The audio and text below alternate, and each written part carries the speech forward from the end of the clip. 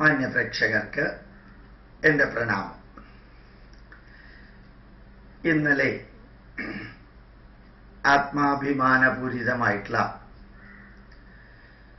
ഒരു ക്ഷണം സ്വീകരിച്ച് കൊല്ലം ESI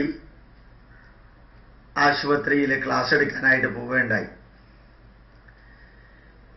സാധാരണ അമൃതാനന്ദമയിയുടെ എടപ്പള്ളിയിലുള്ള അമൃത ഇൻസ്റ്റിറ്റ്യൂട്ട് ഓഫ് മെഡിക്കൽ സയൻസിലും തൃശ്ശൂർ മെഡിക്കൽ കോളേജിലും ആലപ്പുഴ മെഡിക്കൽ കോളേജിലും കോഴിക്കോട് മെഡിക്കൽ കോളേജിലുമൊക്കെ ക്ലാസ് എടുക്കാറുണ്ട്. വളരെ സന്തോഷം തോന്നാറുണ്ട്. മെഡിക്കൽ കോളേജുകളിലും എഞ്ചിനീയറിംഗ് കോളേജുകളിലും ഇന്ത്യൻ ഇൻസ്റ്റിറ്റ്യൂട്ട് ഓഫ് മാനേജ്മെന്റ് തുടങ്ങിയ സ്ഥാപനങ്ങളിലുമൊക്കെ ക്ലാസ് എടുക്കാൻ പോകുമ്പോൾ ഉത്രാടം തിരുനാൾ ഹോസ്പിറ്റൽ തിരുവനന്തപുരം പട്ടത്ത് അവിടെയും ക്ലാസ് എടുക്കാൻ പോകാറുണ്ടായിരുന്നു. പക്ഷേ ESI ഹോസ്പിറ്റൽ കൊല്ലത്ത് ക്ലാസ് എടുക്കാൻ പോയത് ഒരു അത്യപൂർവമായിട്ടുള്ള, പ്രഭാഷണങ്ങളിൽ അപൂർവമല്ല, ഒരു ഹോസ്പിറ്റൽ, ESI ഹോസ്പിറ്റല് കേന്ദ്ര ഗവൺമെന്റിന്റെ കീഴിലുള്ള നിരന്തരം രോഗികൾ വരുന്ന, ധാരാളം ഡോക്ടർമാരും നഴ്സുമാരും ഉള്ള, വേദനിക്കുന്നവരെ മാത്രം കാണുന്ന, വേദനിക്കുന്നവരെ ചികിത്സിക്കാൻ വേണ്ടി മാത്രം ഡിഗ്രി എടുക്കുന്ന ആ ഡോക്ടർമാരിൽ കുറേയധികം പേര് ഡോക്ടർമാരിൽ വന്നിരുന്നു, നഴ്സുമാരിൽ ധാരാളം പേര് വന്നിരുന്നു. Holistic approach of medical science പദാനുപദം വിവരിച്ച് മനുഷ്യ ജീവിതത്തിൻ്റെ അവസ്ഥകളൊക്കെ പച്ചയ്ക്ക് പറഞ്ഞ് വലിയ ആത്മീയതയൊന്നും അതിനകത്ത് ചേർക്കാതെ എല്ലാം വിവരിച്ചു എന്നുള്ളത് ഒരു വശം.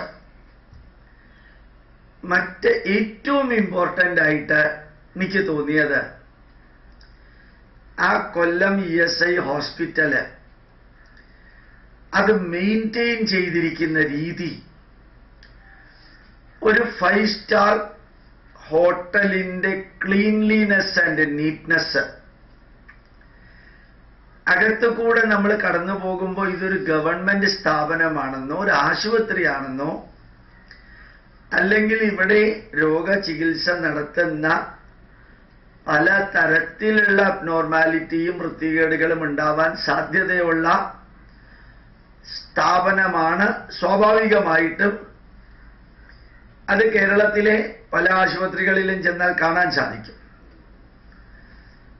തിരുവനന്തപുരത്തെ PRS ഹോസ്പിറ്റലും അനന്തപുരി ഹോസ്പിറ്റലും കോസ്മോപൊളിറ്റൻ ഹോസ്പിറ്റലും അങ്ങനെ തുടങ്ങി സാന്ത്വനം ഹോസ്പിറ്റല് എല്ലായിടത്തും പോയിട്ടുണ്ട്.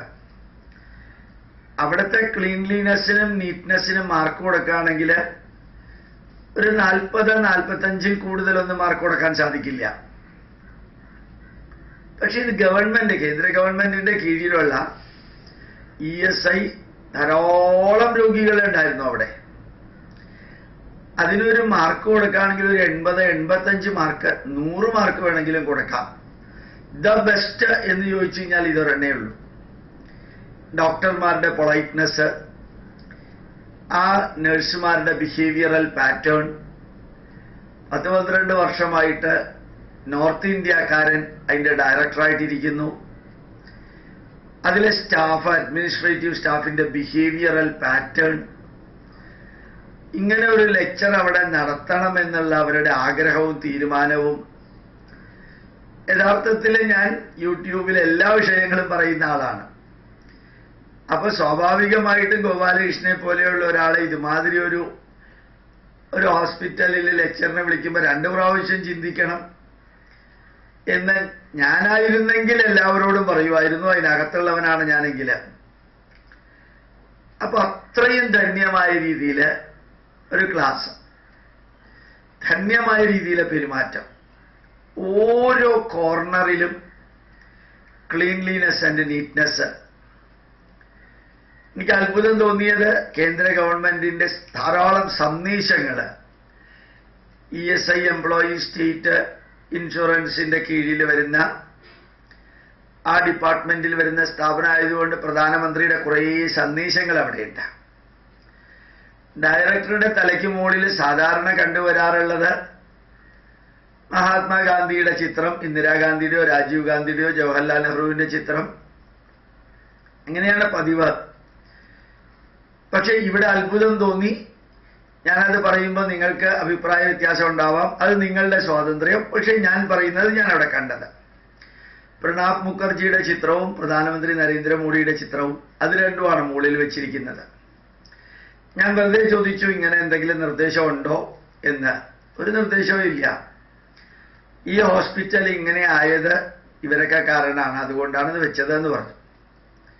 ESIയുടെ കീഴിൽ വലിയൊരു മെഡിക്കൽ കോളേജും വരുന്നുണ്ട്. അതും ഈ കേന്ദ്ര ഗവൺമെന്റ് വന്നതിന് ശേഷമാണെന്ന് അവർ പറയുകയുണ്ടായി, പാരിപ്പള്ളിയിൽ.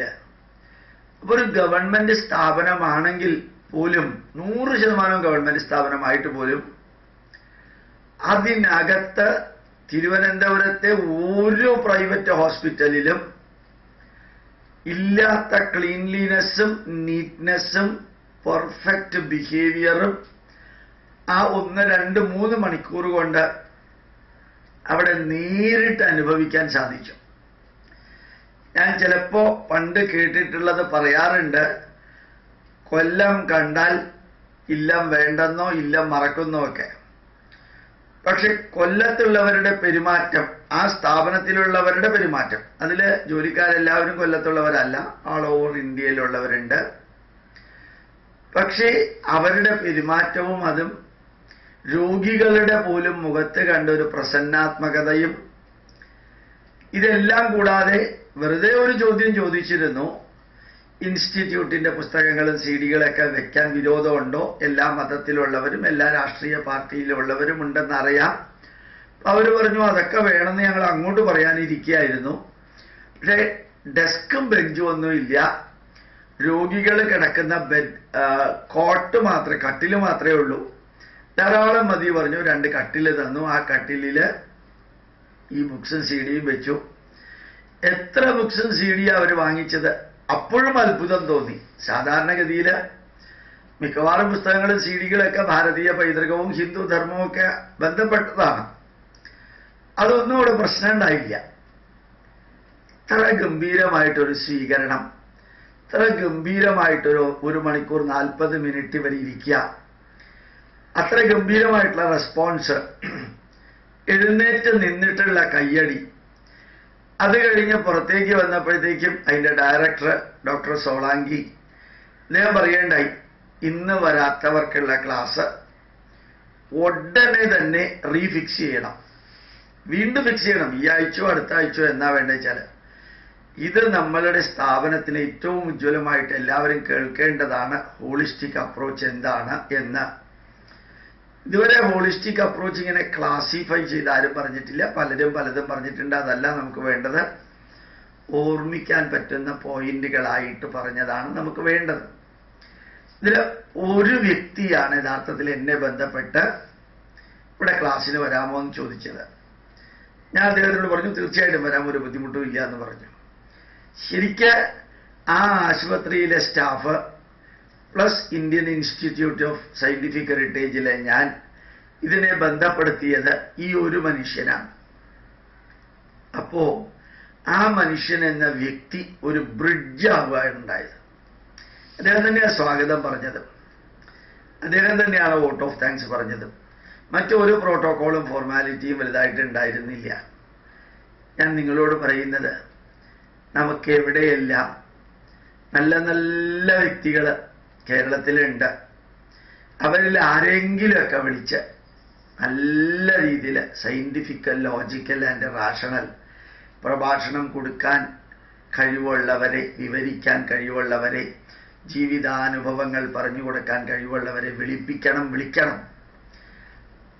നമുക്കത് പറഞ്ഞു കൊടുക്കാൻ സാധിച്ചില്ലെങ്കിലും പറഞ്ഞു കൊടുക്കാൻ കഴിവുള്ളവരെയും അത് സ്വീകരിക്കാൻ ആഗ്രഹമുള്ളവരെയും തമ്മിൽ ബന്ധിപ്പിക്കാൻ പലപ്പോഴും 100 കണക്കിന് ആൾക്കാർ വേണ്ട, ഒരാൾ മതി. അങ്ങനെ ഒരാളുടെ പ്രവർത്തനമാണ് യഥാർത്ഥത്തിൽ ESI ഹോസ്പിറ്റലിൽ പോകാനും അവിടെ നിന്ന് വൈകുന്നേരം സമയം കിട്ടിയപ്പോൾ കൊല്ലത്ത് ആനന്ദവല്ലീശ്വരത്ത് ബ്രാഹ്മണ സമാജത്തിൻ്റെ ഹാളിൽ വേദത്തിൻ്റെ ക്ലാസ്, അതും 150 പേര് വന്നിരുന്നു. നല്ല ഗംഭീരമായിട്ട് വേദത്തിനെ കുറിച്ച് 1.25 മണിക്കൂർ 1 മണിക്കൂർ ഇൻട്രൊഡക്ഷൻ കൊടുത്തു. ആ ഇൻട്രൊഡക്ഷൻ കഴിഞ്ഞ് വേദത്തിൻ്റെ ക്ലാസ് എടുത്തു. എല്ലാവരും ആദ്യമായിട്ട് വേദം പഠിക്കാൻ വരുന്നവരുണ്ട്, രണ്ടാമതായിട്ട് പഠിക്കാൻ വരുന്നവരുണ്ട്. നല്ല രീതിയിൽ അവർ വേദം വായിച്ചു. ആ സംതൃപ്തിയോടുകൂടിയാണ് ഇന്നലെ വൈകുന്നേരം കൊല്ലത്ത് നിന്ന് തിരിച്ചു വന്നത്. നിങ്ങൾക്കും നമ്മുടെ ധർമ്മത്തിനും നമ്മുടെ രാഷ്ട്രത്തിനും വേണ്ടി എന്തെല്ലാം ചെയ്യാൻ പറ്റുമോ അത് ചെയ്യുക. ആരെയും ബോധ്യപ്പെടുത്താനല്ല, അവനവൻ്റെ ആത്മസംതൃപ്തി. ഈ ഭൂമിയിൽ ജീവിച്ച് എന്തെങ്കിലുമൊക്കെ ചെയ്തതിന് ശേഷം അന്ത്യത്തിൽ പുറകോട്ട് തിരിഞ്ഞു നോക്കുമ്പോൾ എൻ്റെ ജീവിതം ധന്യമായി എന്ന് പറയാൻ ചിലപ്പോൾ ചിലർക്ക് സാധിച്ചില്ലെങ്കിലും വേസ്റ്റായില്ല എന്ന് പറയാൻ സാധിക്കുന്ന വിധത്തിൽ നമുക്ക് ഓരോരുത്തർക്കും ജീവിക്കാൻ സാധിക്കട്ടെ.